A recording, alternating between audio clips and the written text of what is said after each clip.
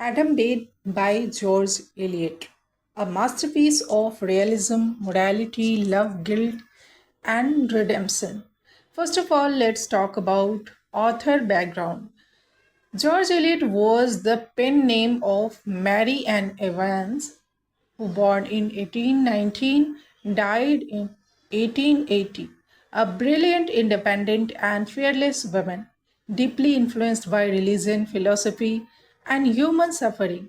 She used a male pen name because women writers were not taken seriously in the 19th century. Eliot believed literature should teach sympathy, truth, and moral understanding. The novel is set in 1799, just before the Industrial Revolution transformed England. Most people lived in villages. Life revolved around farming, carpentry, churches, local landlords, and close knit communities. Society was rigidly divided by class. Old traditions and new changes were beginning to create tension. Why the novel is important? Because Adam Bede is George Eliot's first full-length novel and established her as one of the greatest English novelists. It gives a realistic and sympathetic picture of ordinary people, explores deep moral and psychological conflicts, a perfect blend of love story, social criticism, and spiritual insight. Adam Bede is a realist novel. Realism focuses on ordinary people, real life situations, and everyday struggles. Eliot does not idealize her characters. She shows both their virtues and flaws.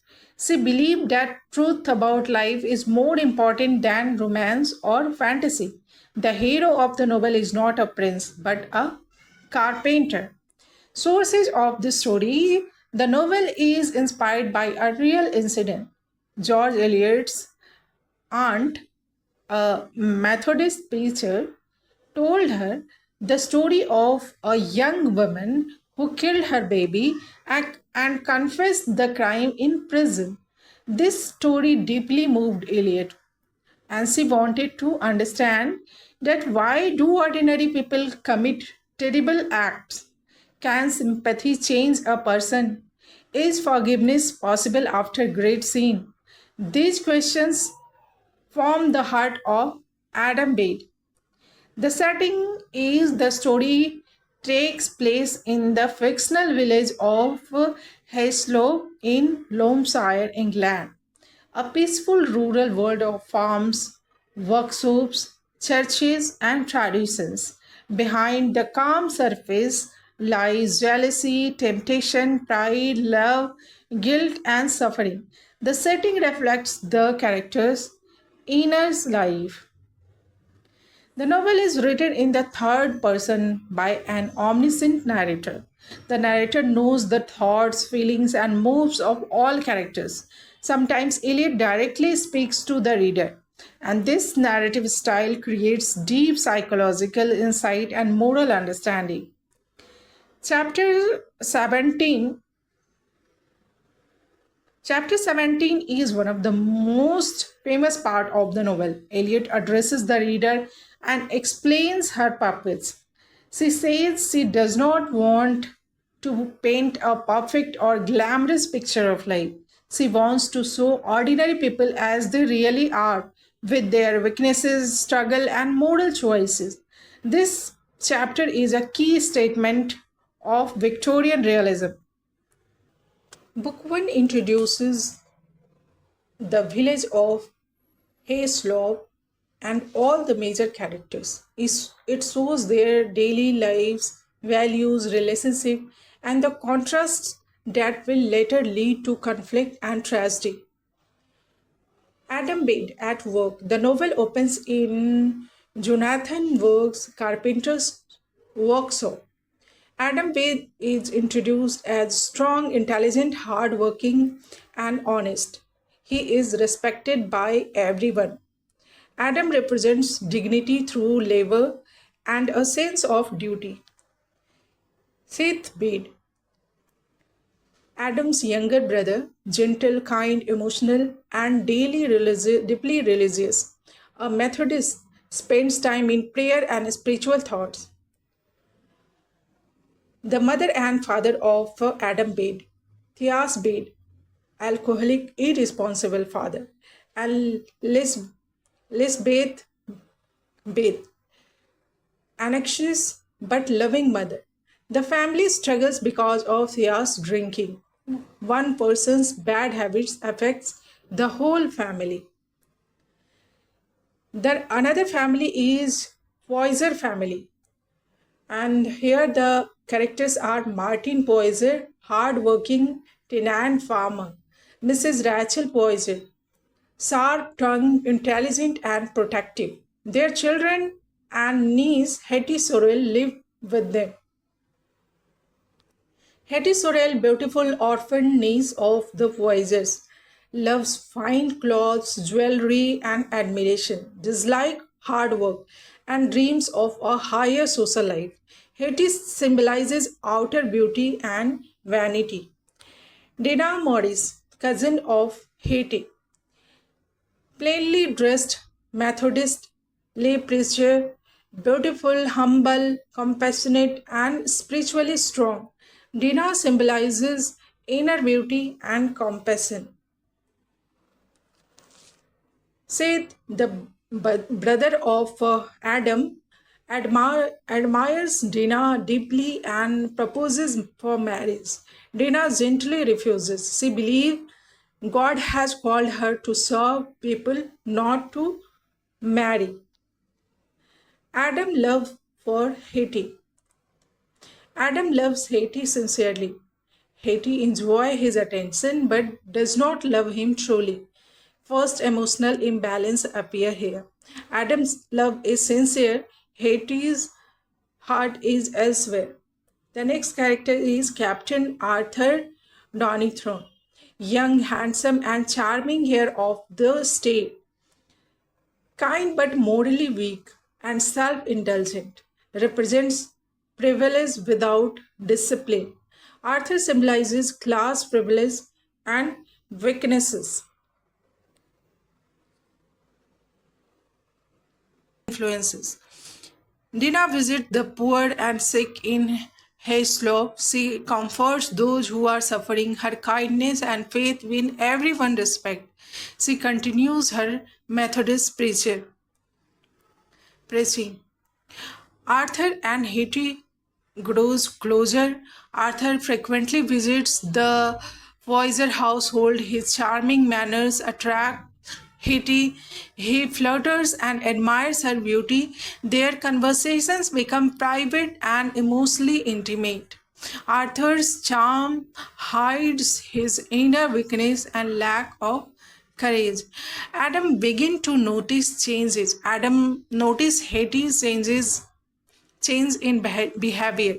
He feels jealous but does not understand the reason. He tries to control his feeling and keeps working hard. But Theas continues drinking, the father of Adam, and wasting money. He neglects his family and creates more suffering. His condition worries Lisbeth and the boys. Sid spent time in prayer, preaching, and helping others. He still loves Dina, but respects her decision. He accepts God's will with patience and purity. Arthur belonged to the wealthy landed class. The Voisers are hard-working tenant farmers.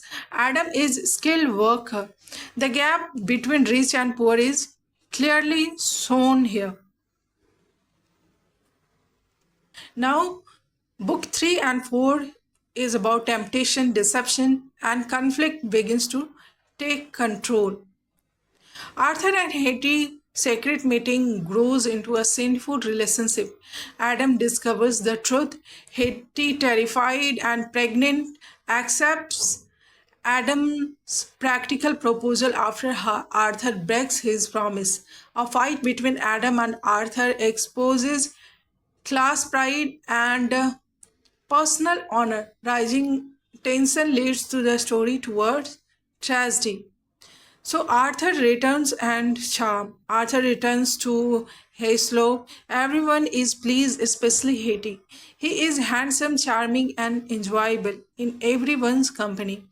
Arthur and Hetty begin meeting secretly in the woods at first just for walk and talk. Their conversation becomes more intimate.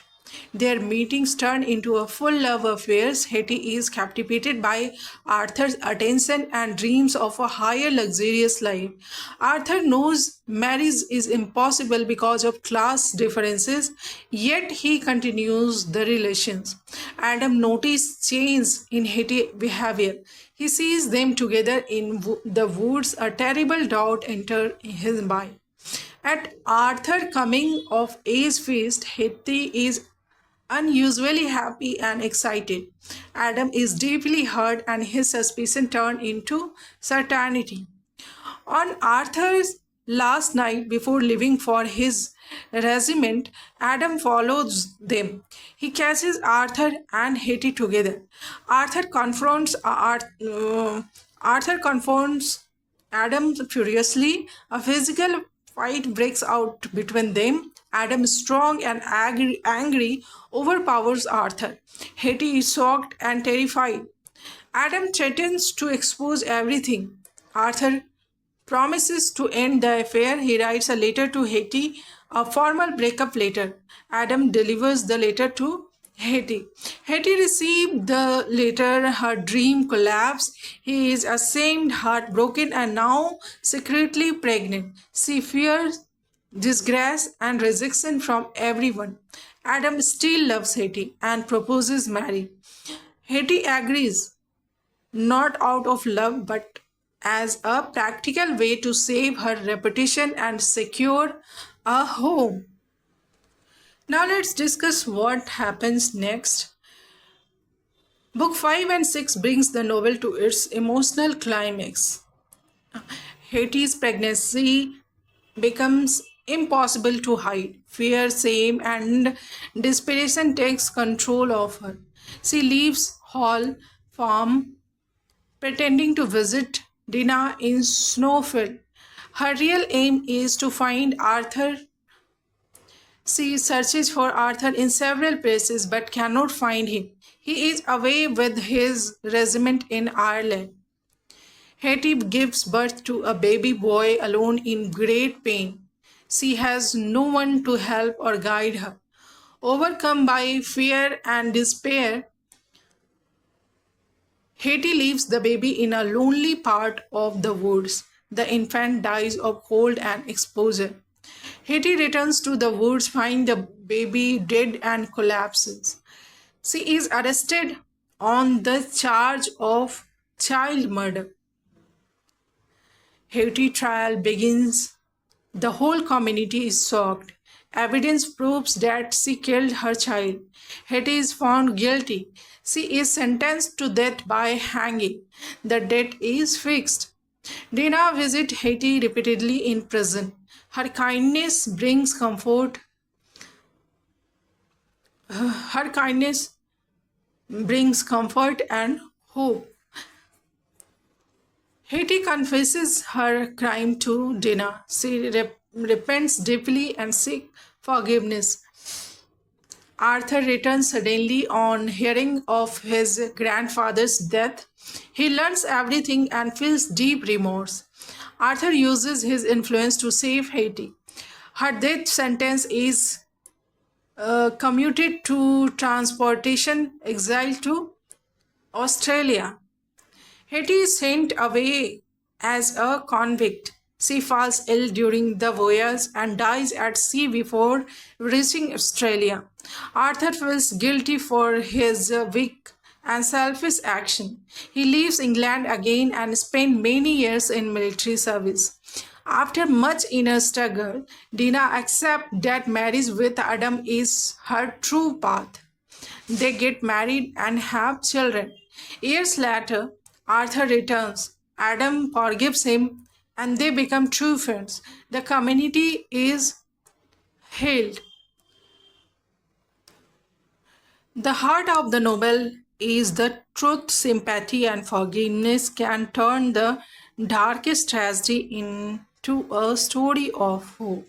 From sin to suffering, from suffering to repentance, from repentance to redemption.